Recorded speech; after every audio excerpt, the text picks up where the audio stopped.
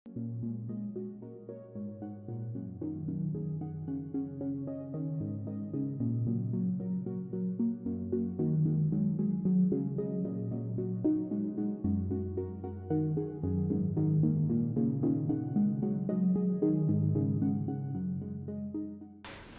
my name's Lauren. I'm from Toronto. I'm a multidisciplinary artist. I came to Iceland to work mostly on painting and drawing and writing. So I chose to come to Iceland because I've just heard so many good things about it. I knew a lot of people that were, basically everything anyone said about it was just like, it's this super weird place and like everyone's really friendly and like, I don't know, I just like, it just heard it like had a really good vibe and the art scene was really interesting and it sort of had its own like flair. So yeah, it just seemed like a good fit and I was excited to like see different parts of the world and explore, you know, that sort of like specific brand of like humor and artistic energy that like I heard characterized the place. That like I really liked the whole like DIY aspect and I liked that it seemed like there was like a community of people running it and I knew that when I was applying, I knew that when I would be going, I would be like really craving a community and like people around me and like I didn't want to go to a place where it was just like me stuck in a room, you know, like all in my head making stuff like furiously and then like not having any like social interaction because I knew that's what I would be coming from. And this place seemed like very friendly and I was watching other people's interviews and they were like, yeah, it was like so social, it was crazy. And I was like, yeah, I want to do that. Even though I'm not like in my everyday life, I'm like spend a lot of time alone working and I'm not that social, but like I knew at this point, because I'm in like a very transitional stage that like that would be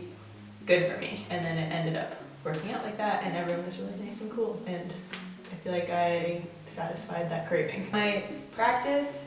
lately has been, in the past like year or so, I've sort of been honing in on like perfecting this sort of sense of humor or aspect of humor that is sort of non-specific but consistent throughout my work. And so there's that aspect to it and then as well like beside it or juxtaposed by it, if you want to use a fancy word, is like something a little darker. So you'd have like this really quirky image of something that's familiar, but it would be in an unfamiliar and unpleasant setting. So I like to work with that a lot. I was trying to get really comfortable with things being simple and feeling confident in like making simple, more like minimal work, because I think that's really hard for a lot of artists, but it's also really hard for me to like be like, I only worked on this for what I would consider a short amount of time and then just feel like bad about it because I didn't like slave over it. And I think that's silly. So I wanted to get comfortable with making something and like looking at it and be like, this is like a perfect thing, and then like stepping away and like feeling okay with that existing. I started thinking about the whole like swimming pool culture here, and at first I was just like, oh, this is so weird and fun, and like I was into it, but then I was like, oh, it's like actually this like cool like anthropological aspect to like life in Iceland. So I read a couple papers of what I could find and watched like some interviews with people and did a little bit of research, and it was sort of unanimously just this like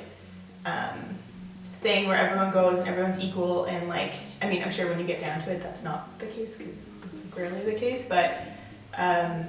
it's just this very like, it's just this thing where like everyone sort of like feels comfortable and like it's just this like inviting social environment that's weird, but like it's like weirdly exposing, I guess, from like an outside perspective. So I was just comparing this like lovely thing that people from Iceland have and think about with like sort of my like Western tainted views of swimming and like being in a bathing suit and all that stuff. So I was thinking about that, and then also thinking about how, at least in my life, swimming has either been like a luxury or like a nuisance. Like it's either been something like I have to do, like I have to jump in a cold lake, I have to do like swimming lessons, or it's like this like total luxury where it's like, oh my god, you have a swimming pool, or like you have a hot tub, that's like so cool, like whatever. So it's never been this sort of like casual thing like it is here. It was just always either on like either end of the spectrum. So I was doing research on swimming pools and the swimming culture here. So I started doing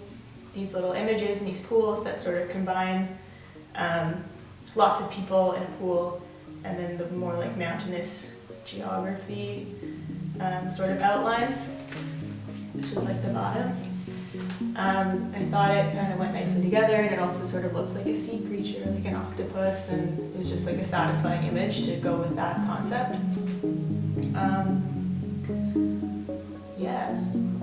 Then the poem, it was, I just tried to write something that was a little more technical and metaphorical and just poetic, because for like the first week or week and a half that I was here, I was like only writing like confessional, just like funny little anecdotes about myself and like past relationships and friendships and like all this stuff, and I got so sick of thinking about myself and like thinking about my own like stories and stuff, that I was like, hey, I need to write something that's like a little more artful and about a broader thing than just like what I did last month. So yeah, so I wrote that, and I was really happy with it, and yeah, it's also sort of deals with the idea of swimming pools and swimming pool culture, and delves in more to this idea that it's like entering like a pool or like a warm body of water where someone is like super womb-like, and like which makes it more vulnerable, that like you're going into this like space that's so reminiscent of like this like part of our psyche that we all like block out, or else it's traumatic. Yeah, but I did realize that like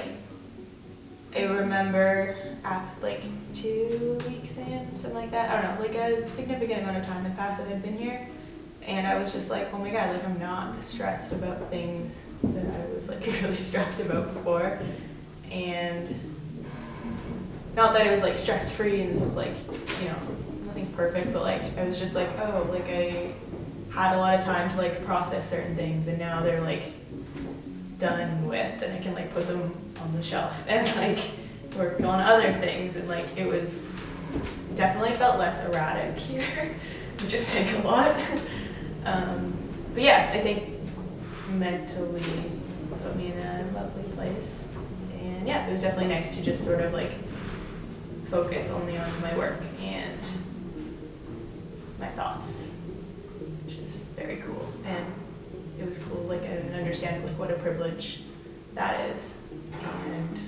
that kind of made me appreciate it more, that like I was able to like have time to do that, and like that's just like not a reality most of the time.